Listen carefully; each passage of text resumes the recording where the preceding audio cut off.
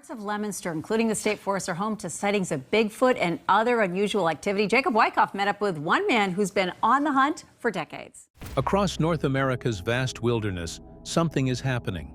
Something ancient, intelligent, and elusive. Campers vanish. Tracks appear where no human walked. Strange howls ripple through the trees, and entire regions, like the Alaska Triangle, are avoided not because of myth, but because of history. This isn't just about Bigfoot. It's about the growing evidence, the chilling encounters, and the territories marked not by boundaries, but by silence. In this video, we uncover stories from remote forests and forgotten trails, from the famous disappearance of Thomas Messick in New York to the cryptic deaths in Washington's Bigfoot country. We'll follow solo campers who got too close, hear voices from the dark in Sam Houston National Forest, and explore the groundbreaking legacy of Paul Freeman's mid-tarsal ridge tracks. These aren't tales for entertainment. These are warnings. As the sun faded behind the ridges of the remote mountain range, ex-military tracker Russell found himself following strange signs, deep footprints, claw marks, and heavy impressions along an abandoned railway. That looks an awful lot like a footprint. This should be a left foot with the big toe being here. Something with a flat surface literally stepped off the tracks and came back up. You can see 1, 2, 3. 3 impressions right back up on these tracks. It was the perfect terrain for something to move unseen. Sunken earth, thick banks for cover, and complete thermal insulation. This is nice. It's secluded, private. You drop down into this, and you've got 4 or 5 feet of bank that you can use as cover. If I'm being hunted by something on the bank and I want to hide quickly, this is the perfect place to go. You've got so much separation between you and whatever's above you. What better protection than these earth walls around you? It's soundproof. It's foolproof from thermal. Whatever was out there was big, heavy, and moving with purpose. Something big is using these tracks. The only thing I can do right now is keep following this trail. We're gonna find it. Then the trail led to something even more unsettling. An ancient, sealed tunnel carved straight through the mountain. The team hesitated. Was this a forgotten route through the wilderness? Or a den? With every step inside, the air grew colder. The beams overhead were rotted and decayed, groaning under the weight of a century of dirt and rock. The tunnel was unstable and deadly silent. Oh, wait a minute.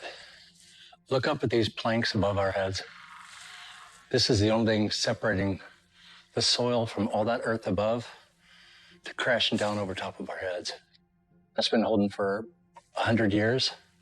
Yet something was off. A putrid, gamey smell lingered in the air. There's something up here with us. I can smell it. Did you smell it there a second ago? That was real strong. That's a strong, gamey smell right now. Hang on. Just listen. There were scratch marks on the wall, and then movement. A gust of air, sudden and cold, pushed past them. The silence broke. Something was there. Let's go a little further and see how far this thing goes.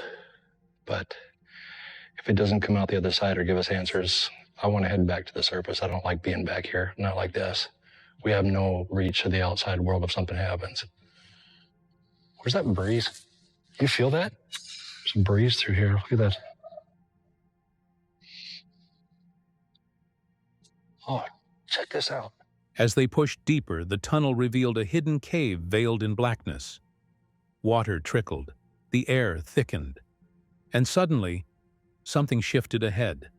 A shadow, a form, not human, not explainable. This was no longer just a search, it was a warning. Whatever uses this tunnel doesn't want to be found. Oh, your goodie's over your head. Good.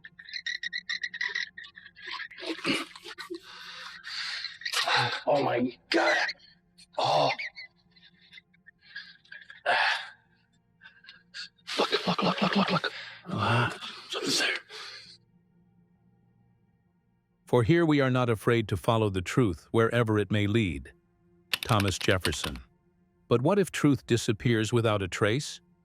Each year, thousands of people go missing in the United States, many of them from remote wilderness areas. Some cases have explanations. Others leave behind nothing but confusion and silence. Former police detective David Paulides, author of the Missing 411 series, believes a disturbing pattern runs beneath these vanishings, one that defies conventional explanation. So what is this strange wilderness hiding? Investigative author focused primarily on mysterious disappearances in the North American wilderness. He taught my hunting class for me to get my hunting license. He taught survival. Never really seemed to slow him down any. So obviously he had one eye. Yeah. He was sort of blind. It wasn't really that great, but he could actually see out of it. One such case is Thomas Messick, an experienced woodsman and loving father.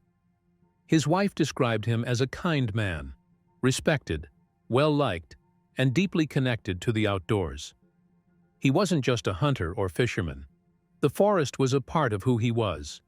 Thomas had no enemies, a devoted husband, a good father, and a man whose judgment never faltered. That makes what happened next all the more haunting. I questioned what was going on, and they said there was a hunter that had been missing.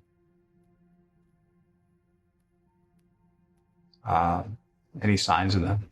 How unusual is that for your mountains out here? Thought it was strange. Like I said, we didn't see any signs of anything out there. And how many people did Warren County commit? We had our emergency response team up there, which is comprised of 13 team members. On what seemed like a normal day, Thomas and 6 other hunters, mostly older men, drove out to Lily Pond Road near Brant Lake, New York. The plan was simple: set up along the trail in 100-yard increments and do a light hunt until the evening. It wasn't a long expedition, just a quick, casual outing. One of the most perplexing cases I've examined involves a hunter named Thomas Messick, who in 2015 went missing in northeast New York. Thomas, the furthest from the lake, positioned himself at his post like everyone else. The younger men would push deer toward the older men sitting on watch. This wasn't new for them. They had done this dozens of times. Everyone knew the layout. Everyone knew where Thomas was sitting. 2-hour thing until evening, and we were going to go back to camp and hunt around camp until dark.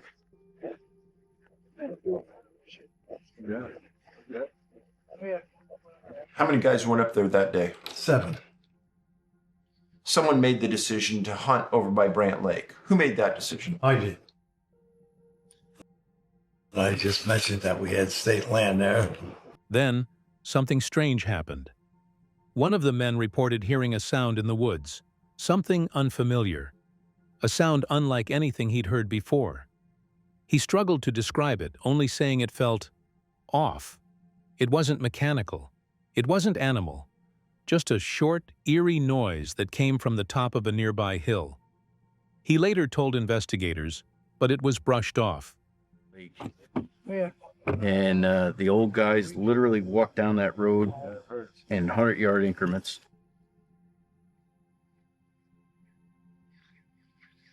We walked in 30, 40 yards at the most and sat down. Thomas was equipped with a walkie-talkie. Everyone in the group had one, all tuned to the same channel. But no one heard a call. No one heard a shout. No gunfire. Nothing. When Thomas didn't return by the agreed time, the group began searching. They called his name. Fired warning shots, repeatedly called over the radio. Still, nothing. Not a whisper. That night they stayed by the truck, honking the horn and firing rounds into the air, hoping Thomas would hear them. His son Robbie called home to reassure his mother, "Don't worry, we'll find him." But as hours turned into days, hope began to fade. What followed was one of the most extensive search operations in the state's history. State police helicopters, Air National Guard infrared flyovers, dozens of rangers, and emergency response teams scoured the area. Volunteers trudged through knee-deep swamps, dense thickets, and rugged hillsides. Search dogs were brought in. Roadways were checked in case he had been hit by a car. Not a trace was found. I came into work one morning and I noticed a state police helicopter had landed in our ball field right here behind the town hall. And then I could see some rangers arranging in our parking lot their vehicles and different apparatus. And like a set of rotor blades or a rope that you're spinning over your head. It's really, really easy to see that from the air. Typically, we find... Even more unsettling, the area seemed empty. Wildlife was gone.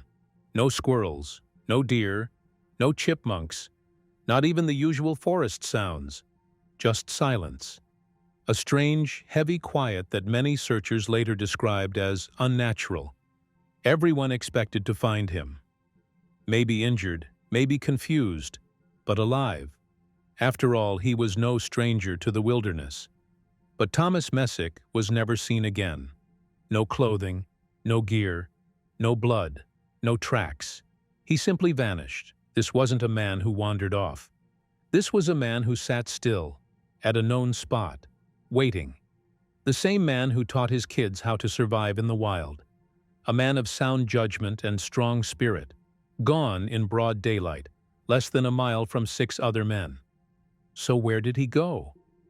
And what did that strange sound in the trees really mean? Was it coincidence? Or was it the warning? I was trained in all of the deceptive practices in voice communications. Besides the fact that you have the creatures stepping on each other in their conversational turns, you have the humans, like Ron, stepping on the creatures back and forth, overlapping their voices on the tapes. That can't be faked. In December 2024, 2 Oregon men vanished in Washington's Gifford-Pinchot National Forest while searching for Bigfoot. The pair, aged 37 and 59, were last seen on Christmas Eve. A massive 3-day search followed. Drones, canine units, and U.S. Coast Guard helicopters combed the dense, snow-covered terrain. Eventually, both men were found dead. The official report cited exposure to freezing rain and snow. But something about the case didn't sit right. They weren't ordinary hikers. They were on a mission to track something ancient. Locals believe this particular stretch of forest is no place for casual wanderers. Strange howls, rock throws, and unexplainable footprints have long been reported here. This isn't just wilderness. To some, it's Bigfoot territory. Their deaths bear eerie resemblance to cases chronicled by former detective David Paulides in his Missing 411 series, where skilled hunters and hikers disappear in national forests under bizarre and unexplainable conditions. Many are never found. Those who are, like these two, turn up in ways that raise more questions than answers. Maybe it was the weather. Or maybe they crossed an invisible line into a place that doesn't welcome intruders. Sometimes people don't just vanish. Sometimes they're warned not to come back. Another solo camper, another terrifying encounter in the deep, remote wilderness. This man was perhaps just half a step away from becoming one of the missing 411 cases. He wasn't searching for trouble. He was simply looking for solitude in nature. But where he chose to set up camp, it was anything but safe. Back out here in the mountains, and I'm thinking of going up to the top there, having a look. If that doesn't work, back in here looks like it's flattening out. Made it to the top. It's a nice creek that comes through here, and you can have a look-see all the way down the pipeline. So this is a nice little level spot here to pitch a tent, and there's some trees to hang a tarp, and we're just gonna kind of explore the area. As darkness crept in, silence wrapped the forest like a thick, suffocating blanket.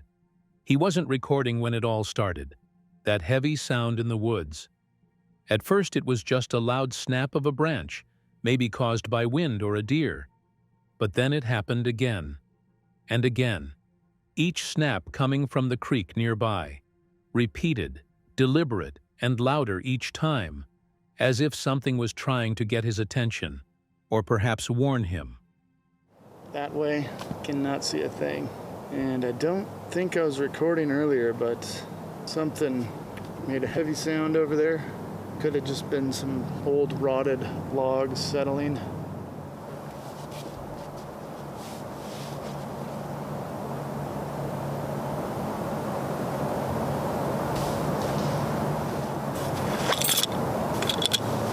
I don't know if that was me or something over there. He grabbed his flashlight and cautiously made his way toward the creek, heart pounding in his chest. The snapping sounds stopped. No rustling, no movement, no glowing eyes. Whoever, or whatever, had been making those sounds had gone completely silent. It was as if it had found the perfect spot to hide and watch. Definitely something over there. And as I'm thinking about it, I'm about to go about my business, then I hear behind me where the creek is, about only 50 feet, I hear a couple more loud crunches. And that's when I stand up and I just shine the forest. Of course the noise has stopped, and I'm guessing whoever it was, it found a good spot to lay low. I didn't see any eyes glowing back, didn't see any movement, other than I did see a bat. Just as he was about to head back, something caught his eye up the creek. A shape, a figure. For a split second he thought it was a raccoon, until he turned on his high beam and realized it was something much larger. Much larger. A towering figure standing still, unnaturally still. It looked almost like a statue, frozen in place. I think I see something small. Maybe it's like a raccoon or something right there by the water. And as I hit the high beam, this is when I see it.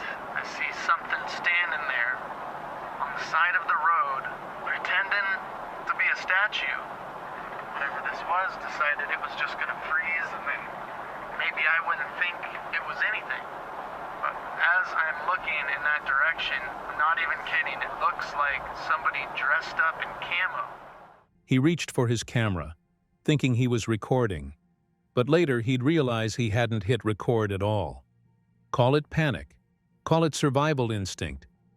Imagine yourself alone in that moment, face to face with something unexplainable. He didn't sleep that night, and he never returned to that place again. In Alaska, there exists a place so vast, so untouched, that even modern maps can't quite define it, spanning millions of acres of dense forest, jagged mountains, and frozen wilderness. This region has earned a chilling nickname, the Alaska Triangle. But this isn't just another spooky name for remote terrain. This triangle has swallowed thousands of people without a trace. Whatever is taking them leaves no footprints, no screams, no evidence, just silence. Former law enforcement officer and Bigfoot researcher David Paulides, author of the Missing 4111 series, has long been fascinated by areas like this. Wild places where people vanish without cause or clue. He believes that many of these missing persons cases, especially the ones in Alaska, defy all logic. Nowhere is this more evident than in the heart of the Alaska Triangle. And it's here that people go missing without a trace, never to be seen again. These footprints, caught on video right in the middle of the triangle, could be vital Bigfoot evidence. But just off the southern tip of the triangle, there are signs of Bigfoot that are fixed and permanent. This mysterious zone stretches between Anchorage, Juneau, and Barrow. Within its boundaries lie countless unsolved disappearances, seasoned hunters, experienced hikers, even entire aircrafts have simply ceased to exist. Among the most eerie theories is that these vanishings are tied to an ancient and elusive creature that many believe resides deep within the forests, Bigfoot. Cryptozoologist Cliff Barackman, he spent years investigating Bigfoot activity, and Alaska, specifically the Triangle, has provided him with some of the most compelling clues yet. Caught on a thermal camera and captured in untraceable footprints, the signs are mounting that something massive and intelligent roams these woods. I want to start making noises, basically knocks. Sasquatch use knocking noises to communicate back and forth with one another. Maybe they're hitting a tree with a stick, maybe they're clapping, maybe they're doing it with their mouth. I don't really know, but they make those noises. I want to start with the lower volume noises, thinking that I'm going to be here, boom, make a noise. Footage from Lake Iliamna shows massive tracks, 17 inches in length with visible toe impressions. No human footprints nearby, no signs of machinery, just a perfect path of bipedal movement, far too large for any man. It's not a bear, said by Dr. Robert Alley. It's something walking upright, and something powerful. Dr. Robert Alley is studying Keith's video of the footprints. Shows very clearly a series of footprints leading off without any human footprints in close proximity, with scale an 11-inch metal detector, suggesting tracks of 16, 17, or 18 inches in length. But in other parts of the triangle, the signs are more disturbing. On Prince of Wales Island, native elder Al Jackson speaks of cedar trees jammed upside down into the earth, roots exposed to the sky, driven 4 feet deep into the soil. There's no machinery, no skid marks, no human explanation. Elders say this is Bigfoot territory. They mark the land as a warning. Enter at your own risk. You have to watch out for those big black gorillas that live up there. He told them that he said they marked their territories by driving these blown down trees into the ground upside down. Legends passed down through generations speak of black gorilla men that roam Cloak Mountain. They say the trees are like fences, and trespassers don't always leave. Even more chilling are the reports of supernatural activity. Locals and researchers alike have begun to speculate that Bigfoot may not just be a creature of flesh and blood, but one that exists between worlds. Native beliefs in Alaska often blur the line between the physical and spiritual. Many describe Bigfoot as a being capable of vanishing instantly, almost like stepping between dimensions. The strength required to insert a tree the size of the upside-down trees on Prince of Wales Island into even the soft muskeg for 4 feet is absolutely phenomenal. You're looking at maybe 1,500 pounds of log, and so you certainly need to have 1,000 pounds of animal doing that. One eyewitness, Sarah, described an encounter where she and her partner saw something massive just beyond the tree line. Then, in an instant, it was gone. Like it just blinked out of existence. She said, there was something there. And then it wasn't. Some believe the Alaska Triangle might be more than geography. It might be a doorway, a wormhole, a tear in the fabric of our world where time, space, and reality bleed together. If Bigfoot is connected to this strange force, then perhaps it explains how it stays hidden and why people disappear. Explain the sudden disappearance of the Bigfoot that Sarah and Ray saw. There was something there, and then there wasn't. Bam. Just like that, it was gone. Whether through ancient instinct or supernatural power, the creature seems to know when it's being watched. It leaves just enough behind, one howl, one print, one flicker on a thermal lens to keep us looking. And just when you think you're close, it vanishes. In Alaska, wilderness isn't just dangerous, it's aware. The triangle doesn't just test your survival skills, it tests your understanding of reality itself. And if you ever find yourself deep in its heart, remember this. Some warnings are not spoken. They're carved into the earth. Solo camping?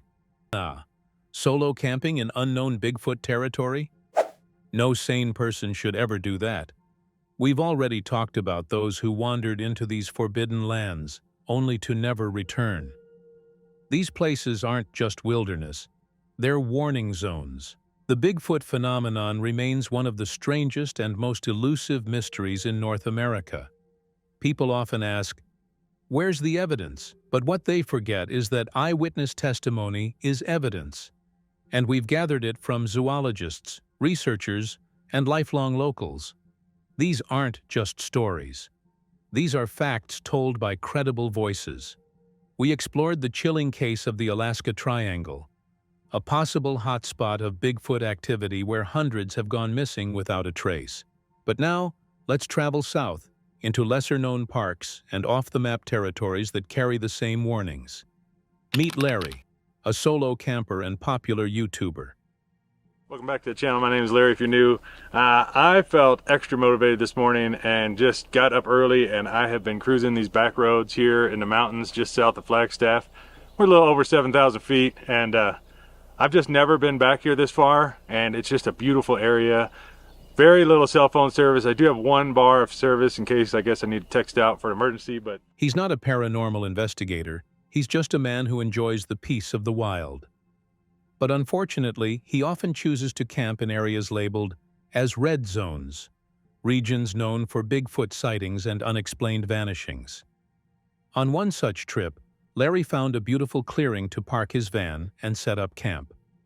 As night fell, he lit a fire and grilled some steak, ready to unwind. We're gonna cook dinner on this little portable stove again, if I can remember how it went together.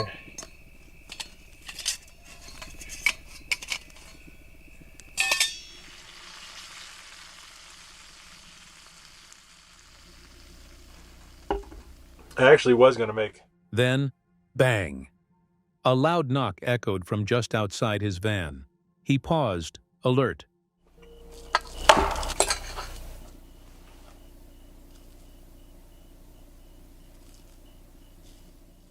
Probably just a branch falling, he muttered. But when his dogs began barking and growling at something unseen, completely terrified, Larry knew something wasn't right.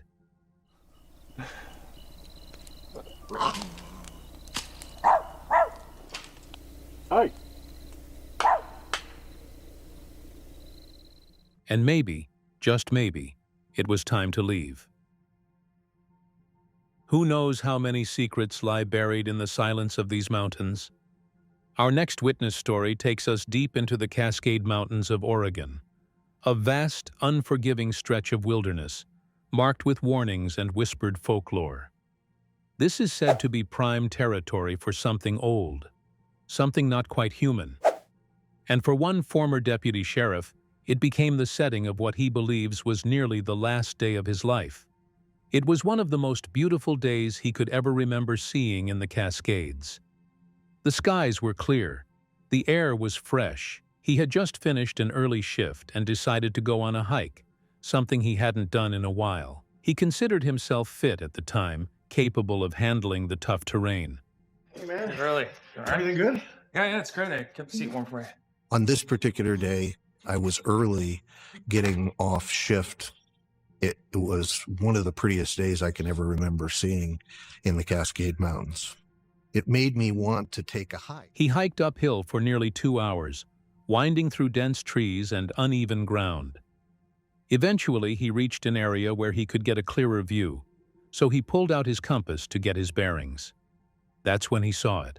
I've been walking uphill for 2 hours at least. It was taking a long time because of the terrain.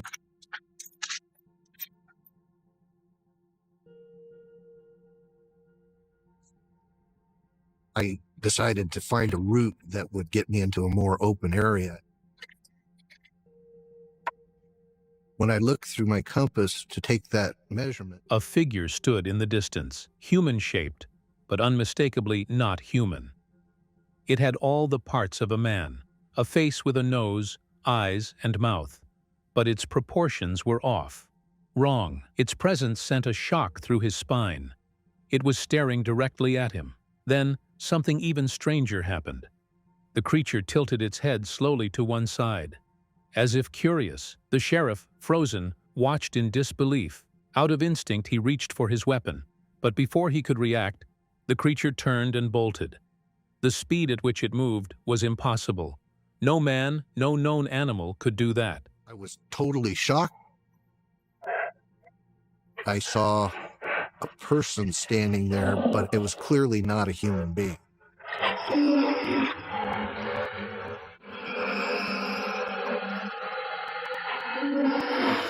This thing had a human-like shape to it and a clear place for the eyes and the nose and the mouth. but it wasn't a person. Curiosity pushed him forward. He kept hiking, although unease had started to creep in. He checked the time and realized darkness would fall soon, and he hadn't brought a flashlight. He decided to turn back. That's when he heard it. A massive snap, like a thick tree limb breaking, loud as a rifle shot. It came from his right. He wasn't alone. The sheriff knew exactly what this meant. It was circling him. It could see him, but he couldn't see it. A second snap echoed through the woods. This wasn't a random encounter anymore. It was tracking him. He rushed downhill, adrenaline now taking over. Then, something stopped him in his tracks. A deer appeared on the trail. It stood frozen, staring toward the sound of the snaps. It raised its nose, sniffed the air, and then bolted, as fast as he'd ever seen a deer run. That's when he felt it. The hair on the back of his neck stood up. He was being watched, not by an animal, not by a man, but by something with intelligence, something playing with him. I carried on walking for a while, but I was feeling a little nervous. It was darker than it should be for me to get back to the car before dark, and I didn't have a flashlight. I realized I wasn't going to make it unless I turned around right then. As he reached his car, the snapping sounds continued, but less frequently. And then they stopped. Silence. He remembers thinking, "They've stopped because he's right behind me." He didn't look back. He unlocked the door, got inside, and drove away. He still doesn't know what he saw that day, but he knows what he felt. He was hunted. As we move forward, it's time to hear something raw. Real-time howls that echo through the dense woods of Sam Houston National Forest. If the name sounds familiar, that's because this forest has become one of the most well-known Bigfoot hotspots in the southern United States.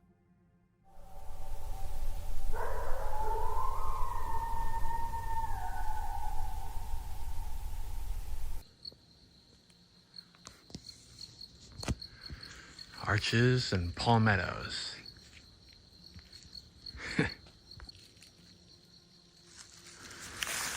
The idea, once again, thinking tonight is to spend a little time out here, a couple hours, kind of walking around and see if I hear anything, try to tell where it came from.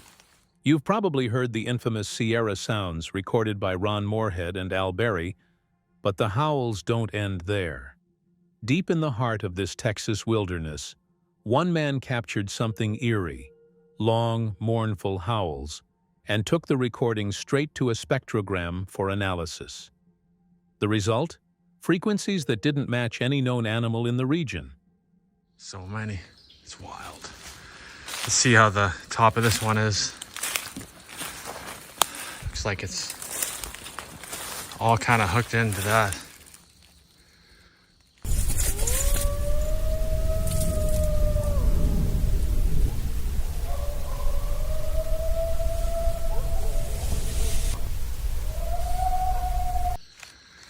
And you spin around this way, quite a bit brighter right there. Thinking that's a swamp or something from the sounds I'm hearing over there. Sam Houston National Forest has a long, shadowy history of strange encounters, sightings, vocalizations, and even possible tree structures bent and twisted in unnatural ways. Some campers report glowing eyes in the night. Others describe feeling watched, followed, or even paralyzed with fear. This broke off right there, and how it caught this tree, which is like 20, 30 feet over there.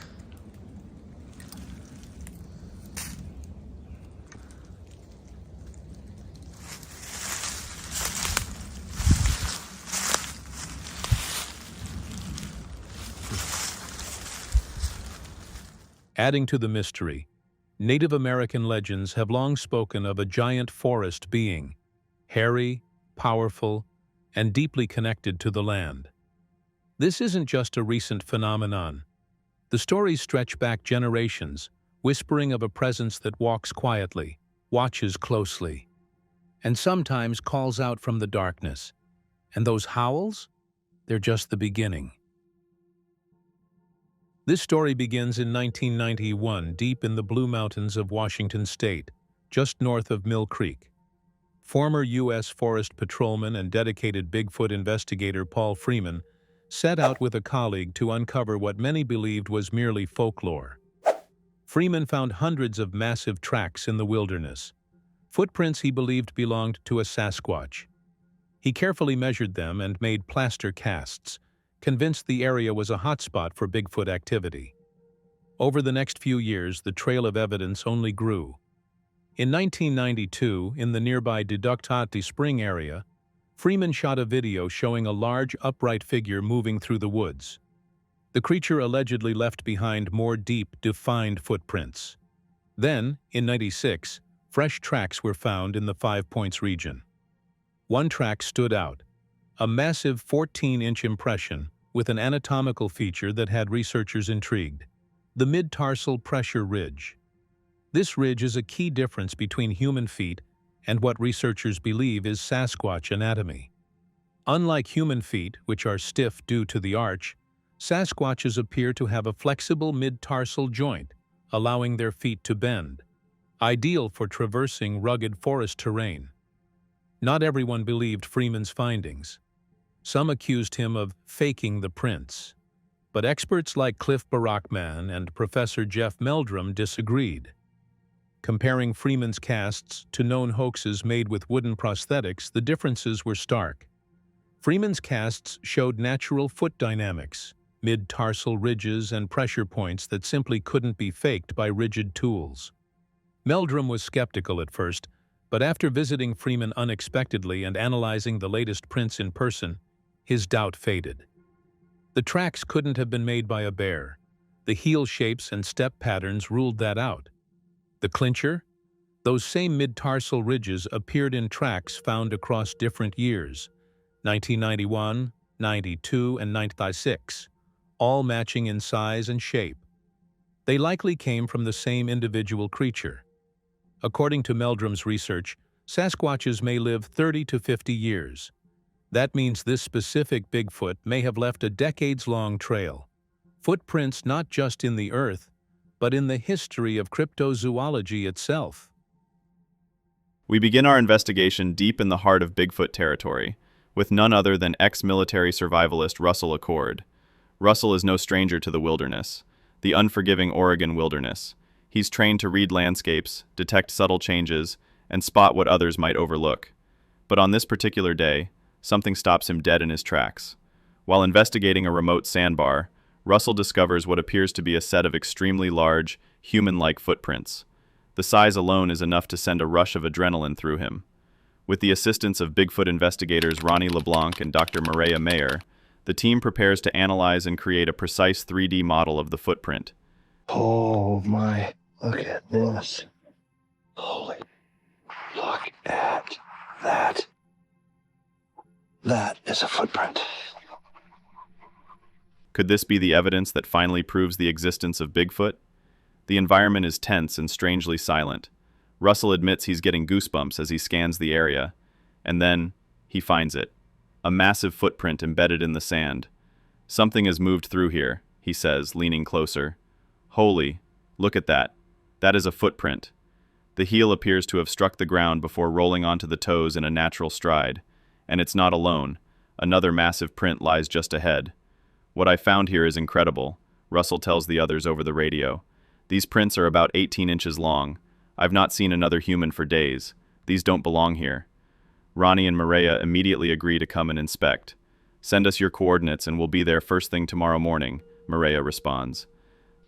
That's insane. Oh, look. There's another big one. There's a set. Zach, there's bigger tracks. What I found on that sandbar are footprints 18 inches long. What else would make a footprint like that? I've not seen humans for days. It's out of place. Does not belong here in this space. This is like the gold standard of what you hope to find in your research. The next day they arrive on site. As Russell leads them to the find, he points out something even stranger. These prints are fresh, likely from the previous night. They appear to come directly out of the water, toes crystal clear in the sand, before moving up the bank. The odds of a person walking through here barefoot are almost non-existent. And then comes the showstopper, an even larger print partially obscured but still enormous in scale. The tracks lead toward the water with an impressive stride length. Measurements confirm it, just over 5 feet between steps. More telling is the alternating left and right impressions, indicating upright bipedal movement. This is the gold standard of what you hope to find in your research, Maria says. Multiple prints, consistent in size, with a defined stride. This tells a story. Here's where it gets really strange. Tell me what you see in front of me. Oh my God. These are fresh from last night. Whoa. If you look in the water behind it, looks like an impression in the water back here. Ooh. This thing literally appears to have come out of the water and onto this bank. These toes are crystal clear. Oh my God. Look at where we are right now. What are the odds of somebody walking through here with bare feet? Right. And look just above it. The plan is clear. Scan the footprints using a high-precision 3D scanner, collect DNA samples from the impressions, and determine where the creature came from, or where it was heading. Russell assures the team the prints have not been touched since discovery. All right, let's get started. Yeah. This is incredible. There's a good chance we're going to see dermal ridges on this thing. There's a good chance that Maria's going to pull some DNA from the footprint. I feel like a kid in a candy store right now. This is awesome. It's amazing how you can now pack a piece of tech like this in your backpack and be able to implement it in the field. And this is something that gives us such an edge because here we have a print that will very quickly disintegrate with the weather condition. The scanning process begins. The equipment, capable of capturing details with an accuracy of 0.04 millimeters, half the width of a human hair, renders a perfect digital replica of the footprint.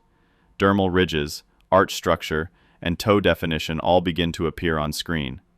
In the world of paleontology, entire species have been reconstructed from just a few bones.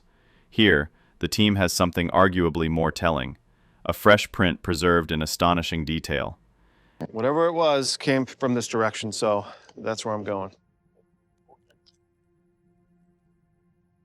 Whoa, look at this. Something heavy and big is stepping up and down through this because all of the soil is displaced. And I'm seeing this path definitely going right down that line. You can clearly see something's trampling through here. This looks like a good little spot to have a trail cam. As the scan completes, Russell decides to track the print's path.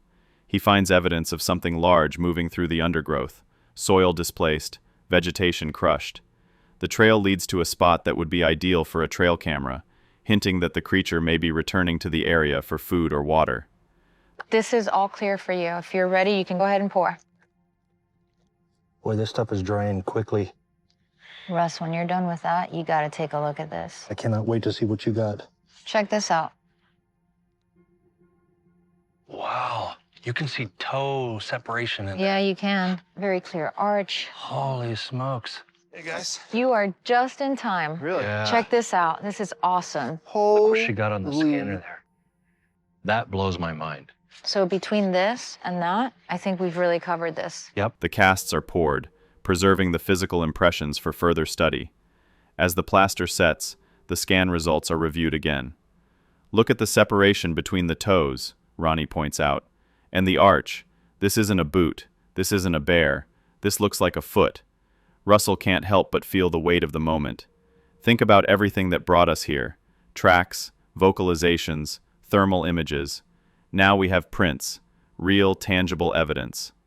The team decides to call in Bryce, their expedition coordinator, to focus resources on this find. With advanced scanning data, physical casts, and possible DNA samples, they finally have multiple layers of evidence to analyze. Well, let's measure. Yeah, we'll measure. Nearly 16. 16 inches. Wow. Yeah, that's definitely worth taking a closer look. Do you see behind me right here on this backside? There's a trail that comes out of this thick. Oh, yeah. And it goes up that embankment.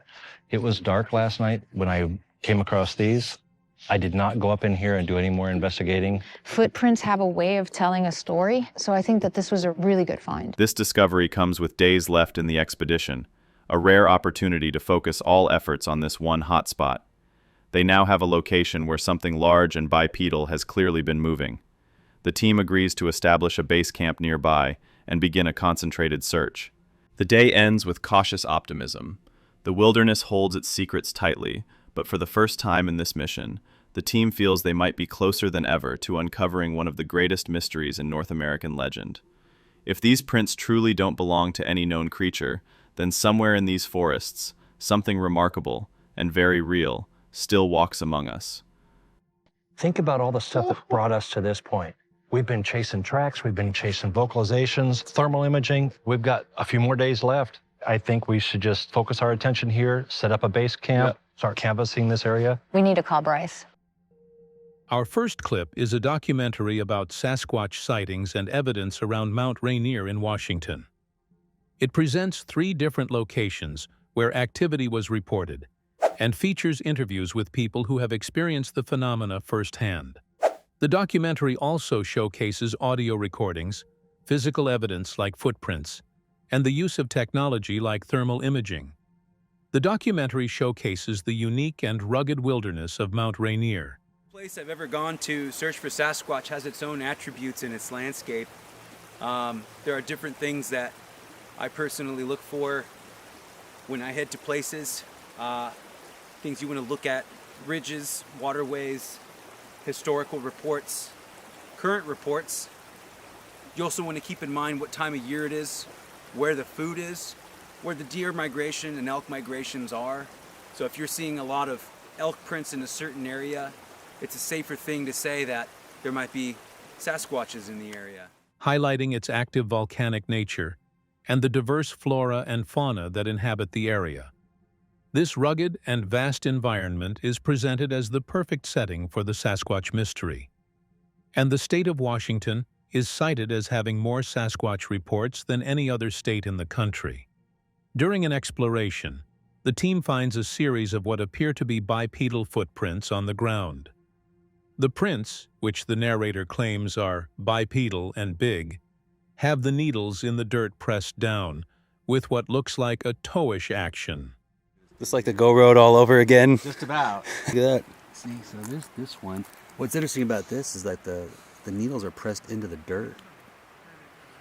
Correct. You can almost maybe see a toe-ish action here, but you got this. Like Look, it looks almost like a step, and maybe... They conclude that the prints are old and were probably from a creature that walked through there a while ago. But the discovery still excites the team, as it is a tangible piece of evidence. While walking in the woods, the team discovers a trail of bipedal footprints. The narrator notes that the prints are in a straight line, with big prints that have toes and a step. The excitement is palpable as they examine the details of the prints. It looks like a foot? Yeah. So this one looks like a foot as well. We're going to cast up to like here, just get the full, what looks like the depth. What I like about it, there's a stick here in the toes. And the toes kind of, go around it. I feel like if it was ungulate, it would have just stepped down and really mashed that stick down a lot deeper. Including pressed down pine needles, which give them a sense of what they are looking for. The documentary also features audio recordings of alleged Sasquatch vocalizations. One of the clips, which was recorded by a man named Jonathan and his wife Sarah in 2013, is a loud guttural roar. Another clip is a series of sounds that are described as little girls singing, which a man named Tristan found to be a more chilling possibility than a Sasquatch. The most dramatic audio is from Tristan, who describes a chorus of roars. If that wasn't a Sasquatch or a younger Sasquatch, whatever, and it actually was a little girl singing, to me that's creepier that there would be little girls singing at that time of night, outside, in the cold, under those conditions. That seems like more ghostly or paranormal. It's just, it's too strange. Opera singing and high undulating whoops that went on for 30 minutes in the early morning. A recording of a roaring sound is played.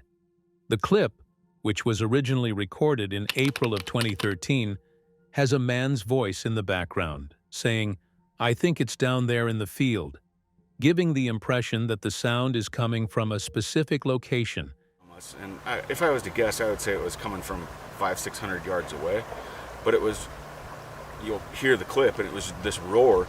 And in the background, you hear my brother Ben talking, saying something to the effect of, I think it's down there in the field. And he's talking about where right here is the feminine singing.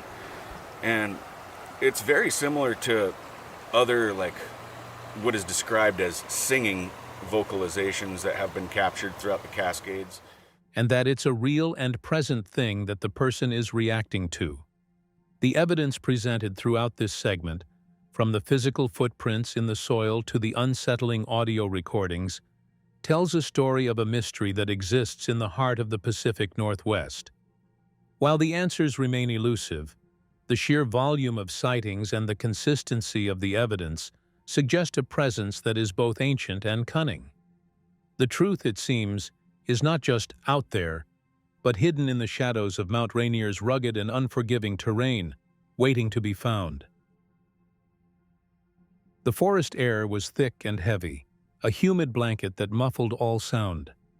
A single lantern cut a narrow path through the oppressive darkness, its light dancing across gnarled tree trunks and dense undergrowth. The team, a small band of hunters, moved with a quiet purpose, their boots crunching softly on the forest floor. They were tracking something large that had left a trail of broken branches and trampled earth. A shiver ran through one of the men. He felt an unnerving stillness, a sense of being watched from the surrounding shadows. The hairs on the back of his neck stood on end as he heard a faint rustling in the distance, a sound that was too heavy to be an animal, but too subtle to be human. Jeff spots something looks like a tree structure. Hey, Huck, Bill, come over here. Jeffro found something. We need to check this out. I don't know what to make of this. What the? Hey, look at that. Look how far it goes up in there, guys. Man, what make structures like that? Well, we know Bigfoot makes tree structures, Hell something yeah. like this, but this right here just This one's odd. About any tree structure we've found has supported itself, hasn't it? Yeah. A shot of a tree, its base thick with twisting vines and broken branches. As the camera pans up, it focuses on a strange, unnatural structure of interwoven limbs, unlike anything found in nature. The camera holds on this for a moment before a quick cut to a blurry, indistinct shape darting between the trees in the background. The team continued its tense search, finding a peculiar tree formation that was far too deliberate to be a natural occurrence. The structure was a silent, unsettling testament to a presence in the woods. Their nerves frayed further as they stumbled upon a horrific scene. A large patch of grass flattened as if by a steamroller, and a trail of fresh blood splattered across the dirt path. It was the undeniable sign of a predator, a powerful and vicious creature that had recently made a... Man. Can you see him in there? Yeah, looks like he's laying down. I'm telling you, this Bigfoot is hurt. Her hand's hurt. Something's wrong. Something's wrong. Yeah. Yes, it is. Wow. Damn, it's up in there. Listen. God. Son of a bitch. Listen to that bastard roar. All of a sudden we hear a son of a bitch and roar. That son of a bitch is vibrating me in my boot. The camera, now handheld and shaky, follows the blood trail. It leads to a large, empty cow pen. The camera pans across the frightened, huddled cattle, their eyes wide with terror. A sudden, violent jolt of the camera happens as the audio cuts to a brief, loud, and guttural roar that seems to shake the ground. As rain began to fall, the search became more desperate. The hunters were now racing against the clock, trying to follow the trail before the rain washed it away. They heard a frantic cry from one of their own, followed by the terrifying sound of gunshots. Rushing to the location, they found their teammate Willie in a state of catatonic terror. He was drenched in sweat, his eyes wide and vacant, his body trembling uncontrollably. He was pointing, his finger a rigid, accusing line toward the dense woods. He couldn't speak, but his abject fear was more communicative than words. He's jacked up. He pissed his pants. Not good, not good. Willie's pants are all wet. He pissed himself. Damn, he's clear the hell out of it, Buck. That happens when someone gets so scared that they lose control. Take a breath. Take a breath. Guys, his heart is racing. I'm telling you, for this to happen to Willie, he must have seen something that I can't even imagine. Hey, guys. His pupils aren't even dying. The camera is low to the ground, showing the team member's trembling hand pointing into the darkness. The focus shifts to the far-off trees where a pair of glowing red eyes is visible, peering out from the blackness. The eyes stare for a moment, then blink out of existence. The silence that followed was suffocating, broken only by the rhythmic patter of the rain and Willie's ragged breathing. They had found him, but whatever he had encountered was still out there, hiding in the shadows, waiting. The hunt was no longer about finding a creature, it was about survival. The video shows us a dad and his son Evan going on their first camping trip together.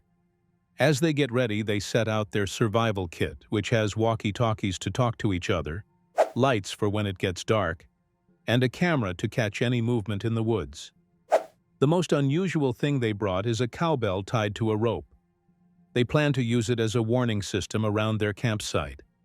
Even with all these safety measures, the dad claims that Bigfoot isn't real, which is something he's about to be proved wrong on. Actually, this is our first time to go camping together, huh, Evan? Well, let's look and see if we have everything, okay? So we have our radios in case we need to talk to each other and we get separated or lost. And then we have some lights for when it gets dark and we hear noises out in the woods, we can shine it on the noises. And bum, bum, bum, bum, bum. Oh, yeah. Most important. Yeah, we're gonna cook marshmallows and weenies with those, huh? As they unpack their things, the father and son show off their alarm system, a cowbell that will be tied to a rope around the edge of their campsite. If anything touches this rope, the bell will ring to wake them up. The dad speaks very calmly about this makeshift alarm, setting a strange mood for their camping adventure. When night comes, the calmness of the campsite turns into an eerie feeling of being watched. The distant howls of coyotes are soon joined by other creepier sounds. Dad and Evan hear something moving through the trees, which makes them both nervous. The strange noises get louder, and something starts hitting their tent with sticks. At first, the dad thinks it might be a cow, but then he realizes that cows don't hit tents with sticks. No, of course I wasn't. How do you know? Because it was hitting the tent with sticks. Wait, quiet. What if it's still out there? Then we're done for. Okay, be very quiet. Okay, hey, let's just go to sleep, okay? We'll check it out in the morning, all right? We're pretty safe inside our tent. We're not safe. Yes, we are. It could bust through that door. Inside the tent, they listen to something hitting the tent with sticks, making an unsettling sound that feels really close. The dad's voice goes from calm to a quiet, worried whisper, as he tries to comfort Evan by saying they are safe in the tent, even though he knows they might not be.